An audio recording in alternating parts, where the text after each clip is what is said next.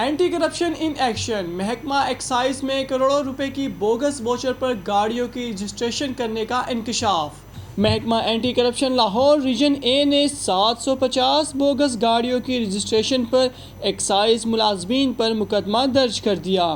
مزید جانتے ہیں بیورو چیف لاہور عامر محمود بٹ سے۔ جی عامر، کیا تفصیلات ہیں اس کیس میں آپ کے پاس؟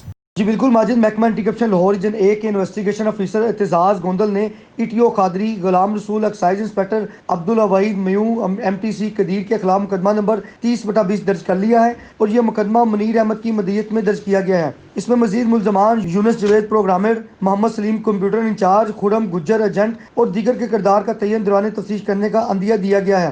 قابل ذکر بات یہ ہے ہم گاڑیوں کو فرضی چیزز اور انجن نمبر لگائے گئے، جعلی واچرز پر ساہیوال، قصور اور فیصل آباد میں دوبارہ فیڈ کروا کر کتابیں جاری کی گئیں۔ جعلی واچرز پر کتابیں تیار کرنے کا سربراہ ڈاکٹر محمد آصف کو بھی سامنے لایا گیا۔ بازار سے گارڈر خرید کر فرضی چیسز نمبر پنچ کر چھوٹی بسیں اور لوڈر گاڑی تیار کی گئیں۔ اس کیس کے انویسٹیگیشن افیسر محمد اعتزاز گوندل ملزمان کی گرفتاری کے لیے بھی پرعزم دکھائی دے رہے ہیں اور اس کیس میں شامل تمام ملزمان کی گرفتاری کا عندیہ بھی دے دیا ہے۔